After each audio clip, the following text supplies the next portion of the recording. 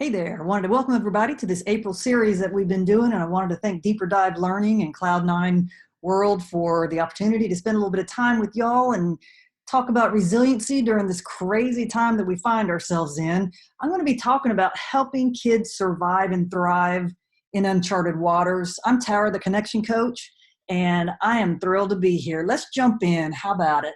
You know, when we're talking about resiliency, a lot of people wonder, if I didn't get resiliency or have very much resiliency as a kid, is there any hope for me? And the research is going to say absolutely, because I want y'all to think about resiliency. When we talk about the ability to bounce back from adversity, I want you to think of it as kind of a mindset.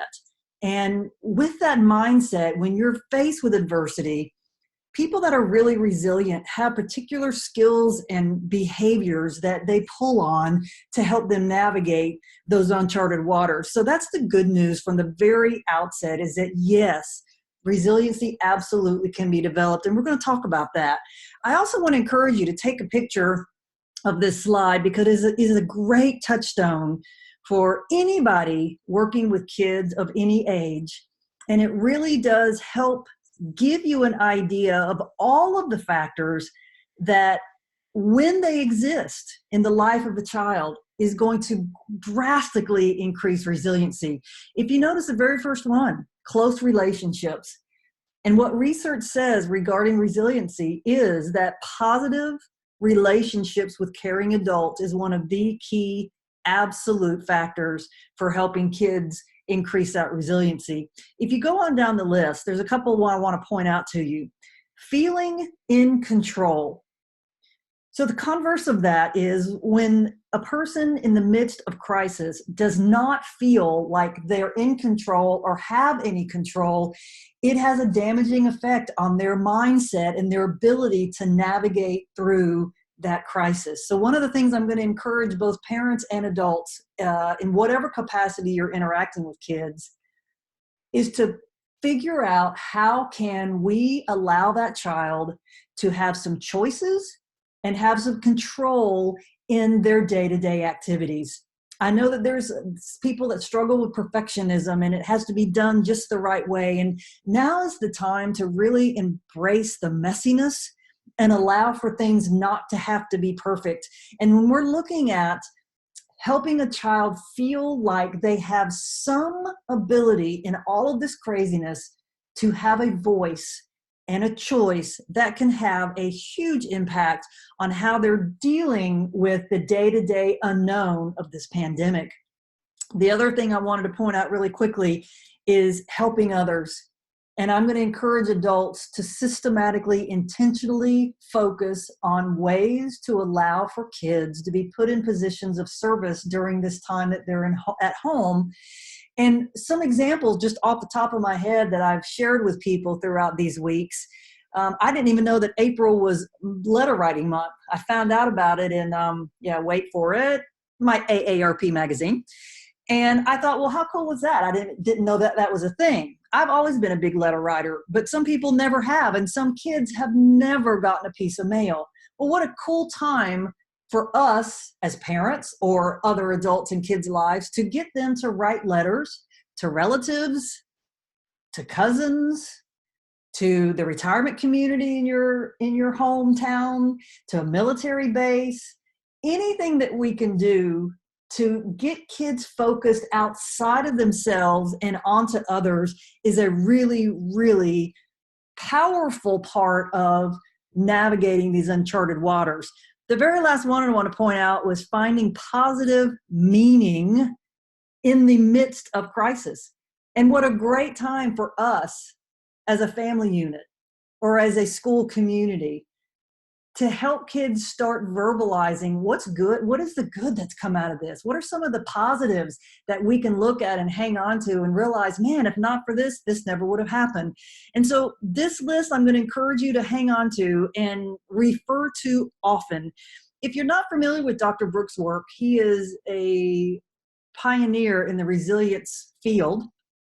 And he's written several books, including Raising Resilient Children. And he's often asked, are there essential factors that have to be present to allow for a child's resiliency to grow. And one of the things he always comes back to is what I talk about all the time and other people in the field talk about, and that is making sure that every child has at least one caring adult that is supportive and loving them unconditionally.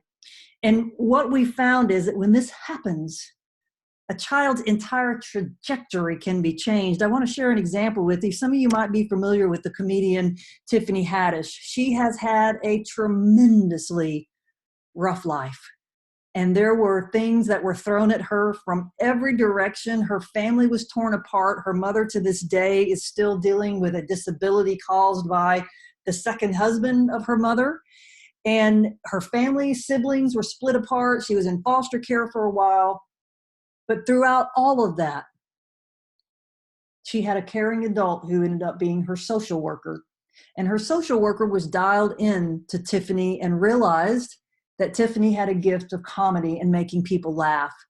And she got her into a summer camp, and that laugh factory changed Tiffany's life. And what it did is it allowed Tiffany to feel supported. It allowed her to have her gifts spotlighted, and it increased her confidence in herself and her confidence that maybe her life could look differently. And her star is definitely rising in Hollywood, and just in her short time on the international scene, she's accomplished quite a lot. A lot of people don't know that in the shooting of her very first movie, she was living in her car.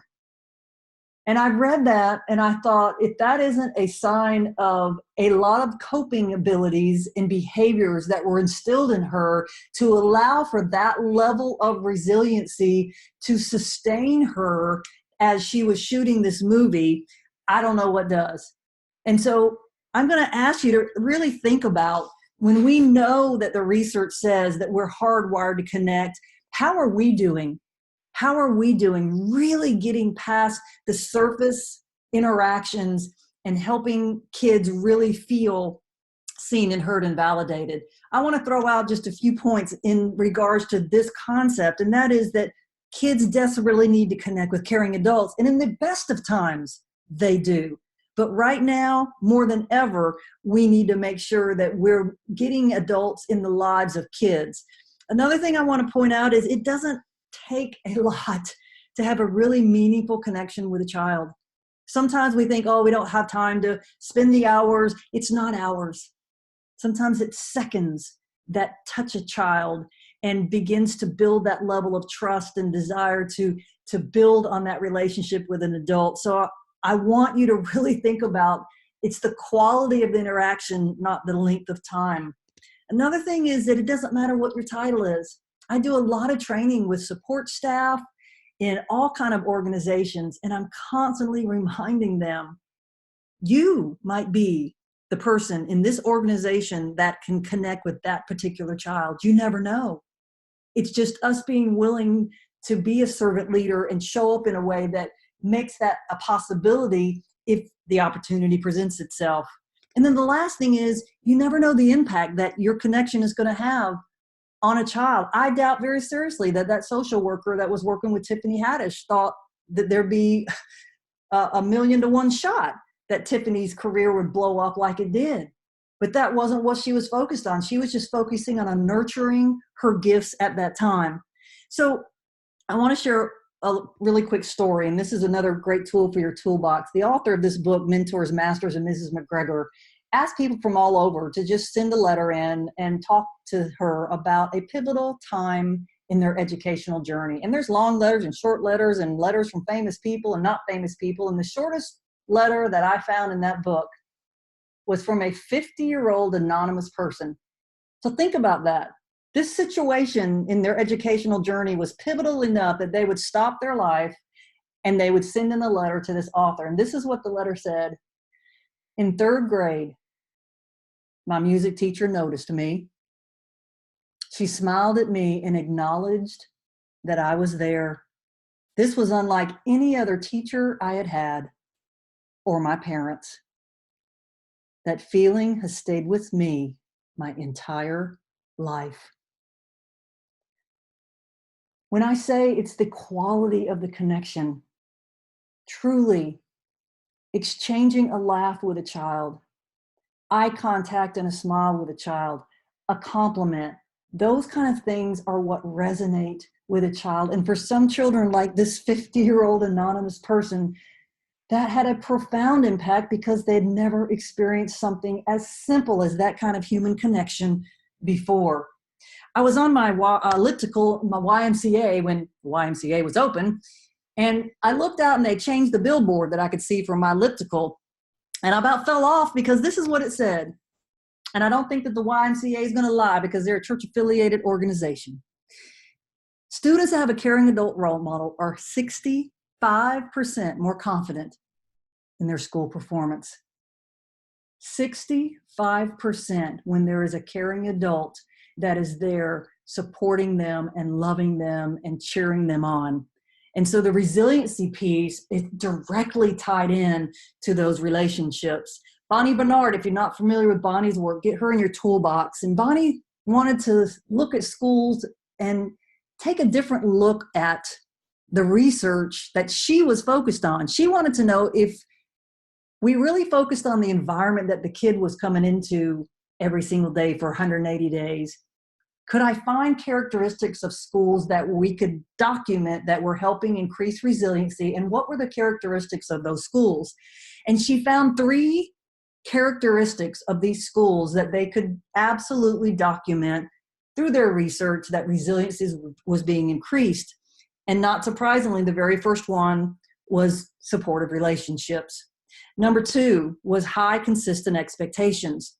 I remember when I was teaching honors American history, and a lot of kids would tell me throughout the years that I was harder than the AP teacher.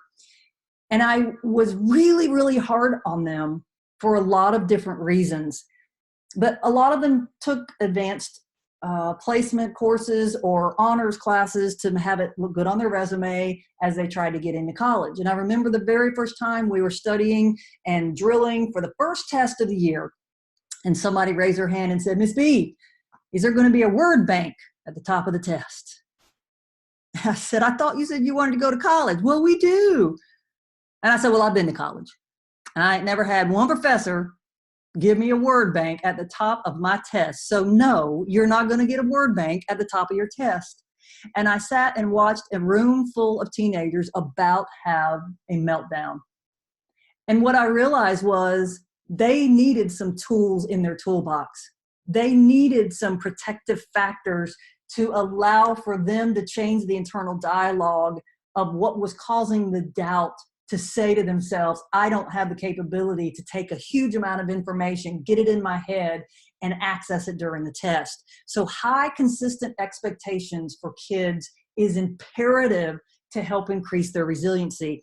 And the other one is what I mentioned earlier from that long list of factors, and that is the opportunity to serve others.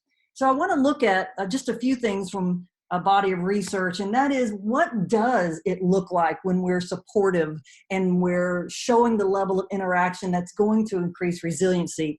There's 4 things I want to touch on, and one is unconditional acceptance and love.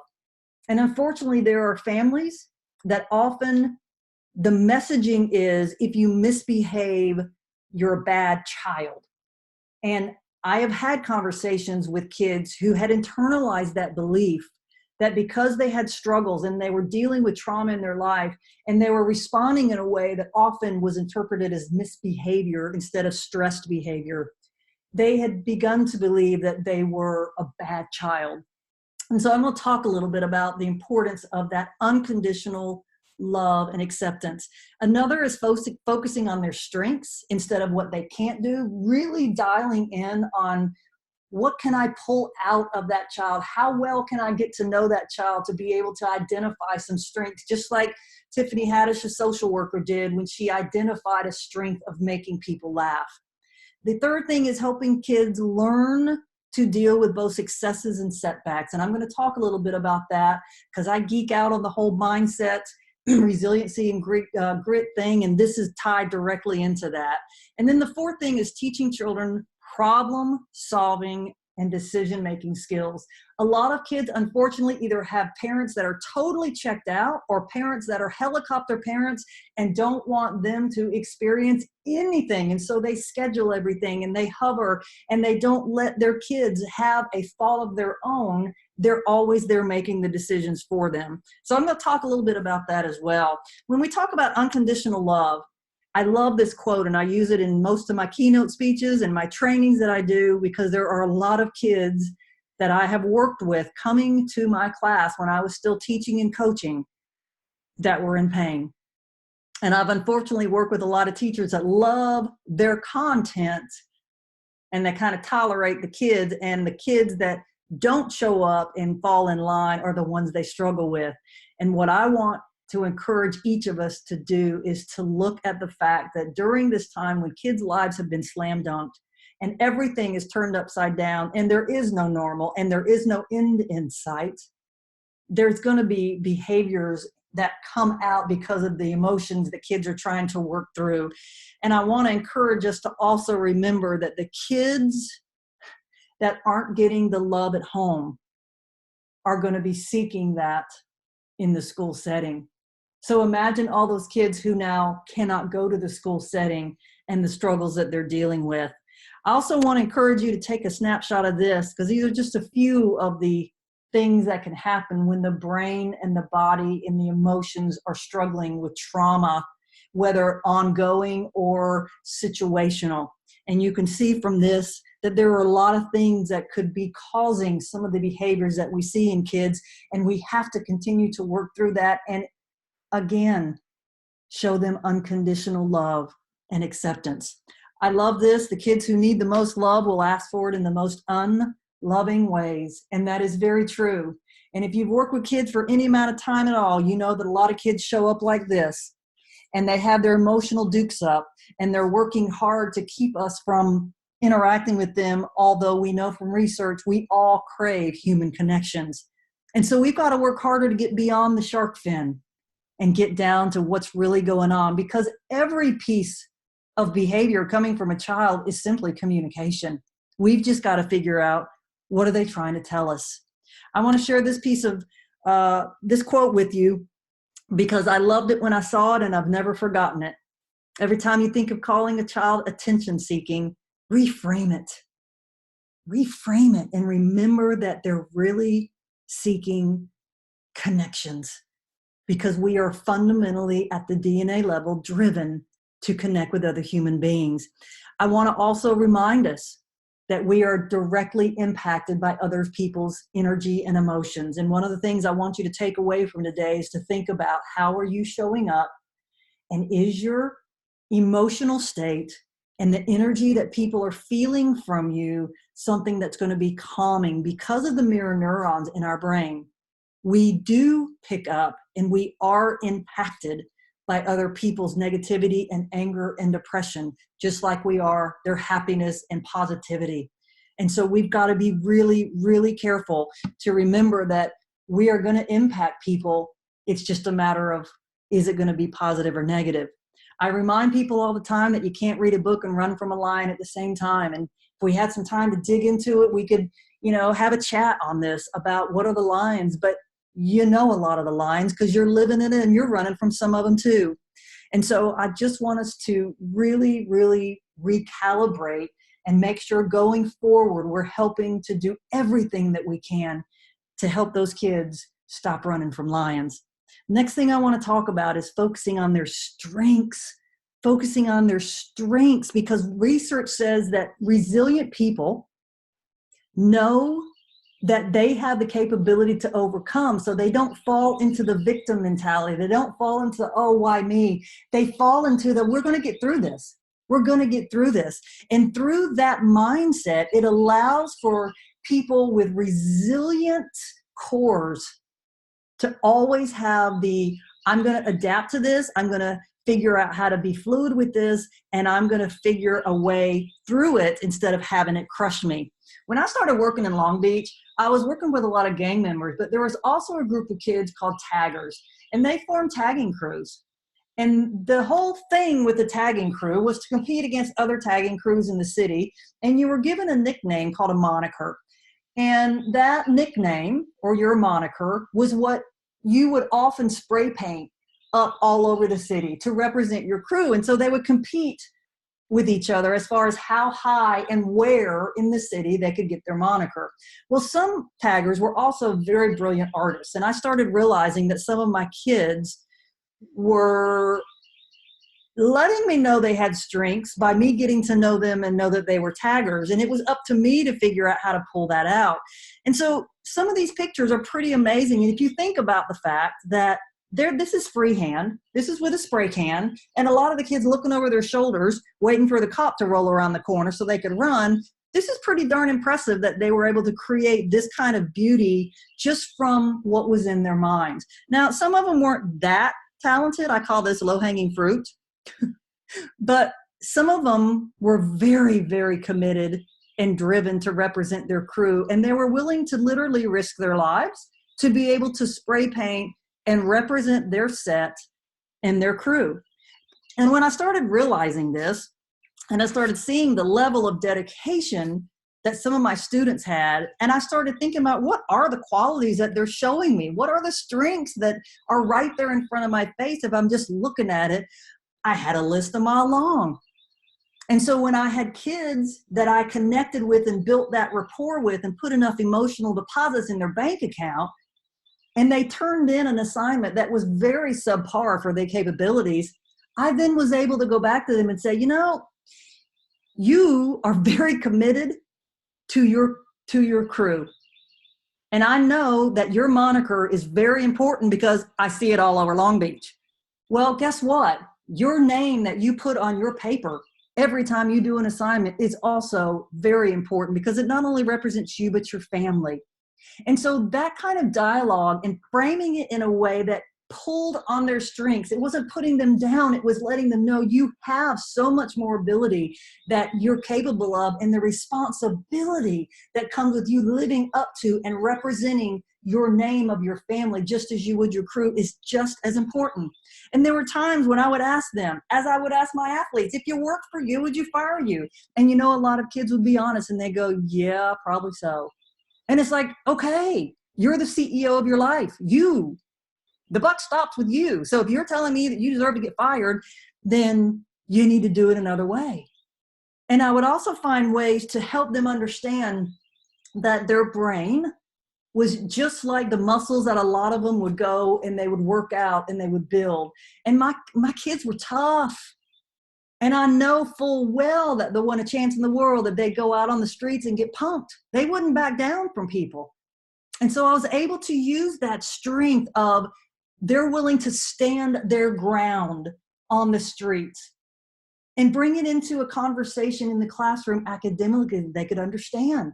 And I would say, you know, just like you're in the weight room lifting weights or working out with your buds, and you're out there on the street holding your ground and you won't back down. You're not going to get punked out on the street, but you come in the classroom and you have struggles with some kind of concept that we're trying to learn and you want to fold like a tent. You're not going to get punked on the street, but you're allowing yourself to get punked here. And so bringing it to their strengths again and connecting those dots if it's the same here as it is out on the street or in other parts of your life was a really powerful part of focusing on their strengths and spotlighting that and drawing on the strengths to help them move from point A to point B. Another tool for your toolbox I'm really going to encourage you is to go on the Search Institute website and look at their research on Spark. You can find Search Institute at searchinstitute.org. And a spark, according to their research, is something that is an innate gift or talent or skill that really lights a kid up, makes them feel alive and purposeful. And in this research that they did, they asked questions of kids and they said, do you have a special interest or talent that gives you joy and energy? And it's just a part of who you are that you can't imagine not having as part of your life. And what they found was that there was ages where percentage-wise kids were already identifying their sparks. And they also realized through this research that when young people are able to identify their spark, and they have opportunities to really develop them through what they call spark champions, which are supportive adults, they thrive in school. It's a game changer for a lot of kids.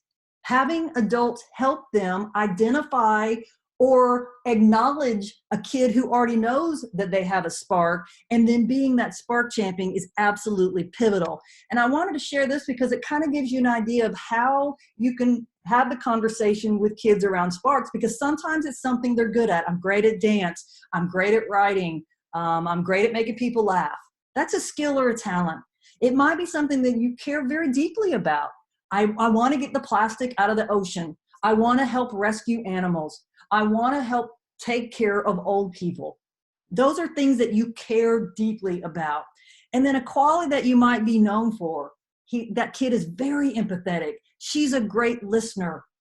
All the people that have a problem are gravitating to that person. That's a gift or a talent that they're known for. And when you're able to start having these conversations with kids about that, and getting them to really realize that this is a gift that you have that's special for you, it's really powerful. Here's a list I want you to take a picture of, or again, you can download it on the Search website. And these are some of the really key areas where they've, through their research, been able to dial in with kids and help them understand that these are some things that, you know, it might turn into a career, or it might just be something that when you do these activities, you make really good choices. Your self-esteem goes up. You feel really confident. And within all of those things, yes, the resiliency is also going up.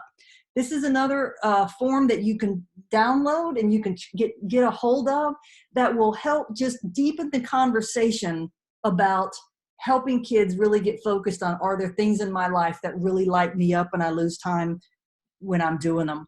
I want to share a quick story because I was walked into a principal's office when I was still teaching, and she was just getting off the phone and she was chuckling. And I said, "What's going on?" She goes, "Oh, I just talked to my son," who was 27 at the time. And she said, "My son loved remote control cars his whole entire life." She goes, "In fact, if you come over to my house right now, my baseboards are still all chewed up from where he was banging those remote control cars all over my house." And she said, fast forward to, he thought he was going to be a pro baseball player. He actually was on track. He got a scholarship and he was on track as a pitcher, and he blew out his elbow. She said, so he was getting a degree in journalism and writing. And she said, so now fast forward to, he works for a remote control magazine company writing articles about the newest, latest remote control cars. And she said, I'm laughing because he just called me and he sounded like a little boy at Christmas. And he said, Mom, guess what just came to my office? And I said, I have no idea, son. He said, Mom, 2 of the newest remote control cars that aren't even on the market yet. And I get to take them out of the box. I get to run them around the office and then write about it. He said, can you believe they pay me for that?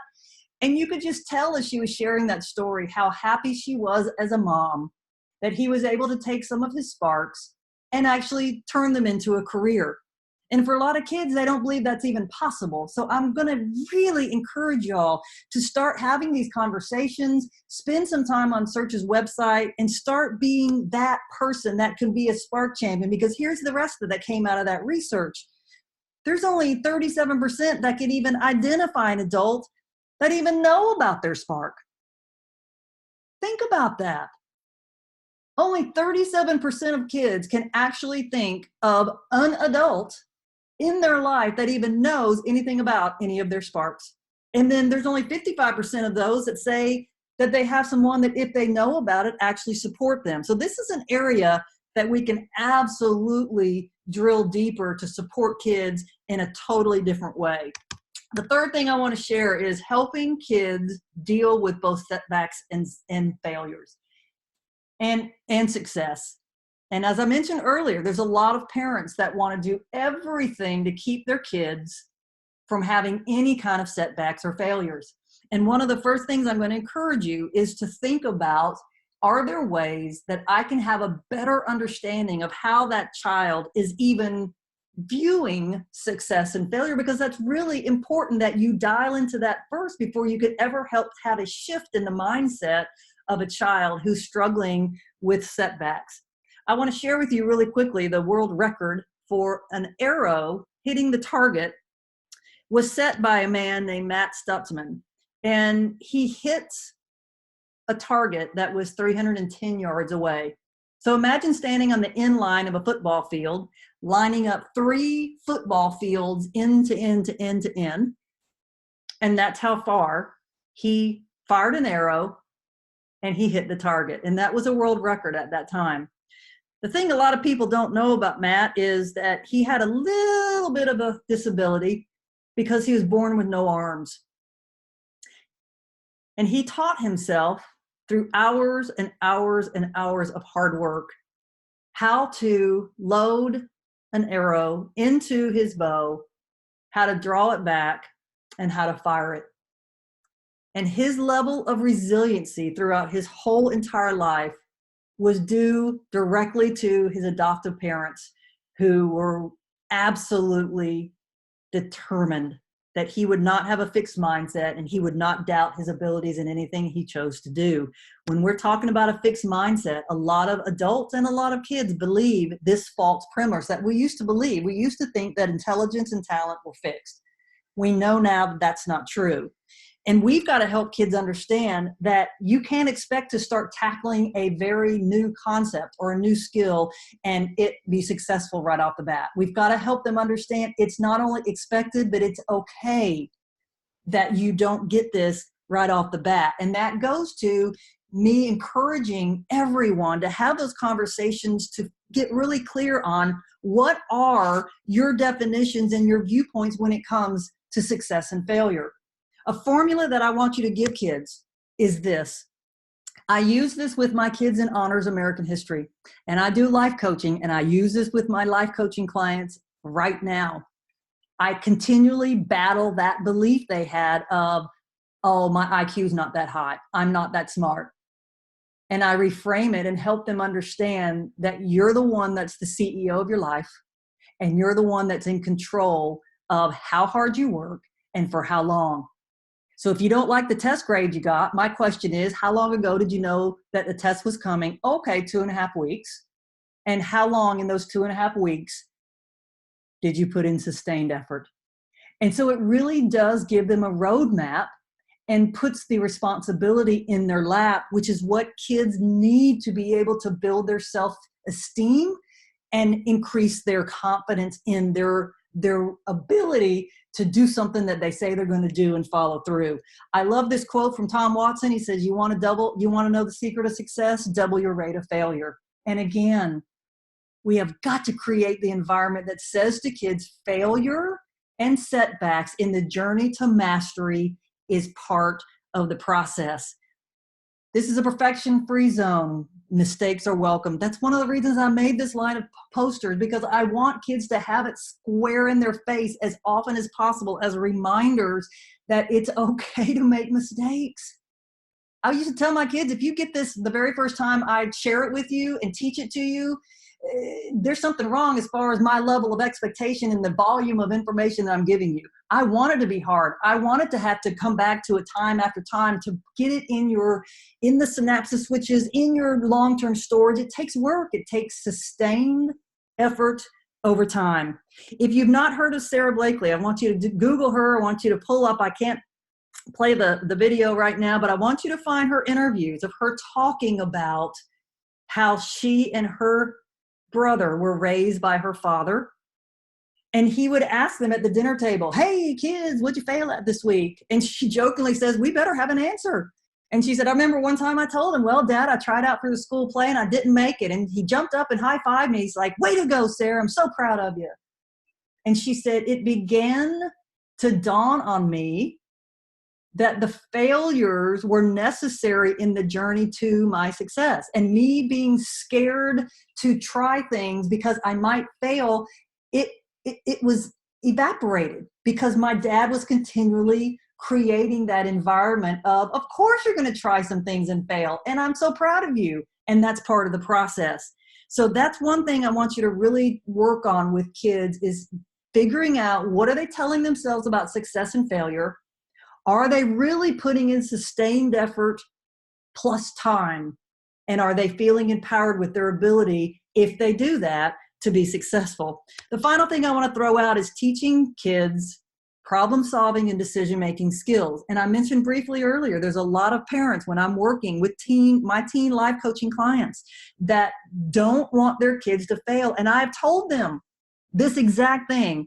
I need for you to metaphorically allow your kids to drive it in the ditch.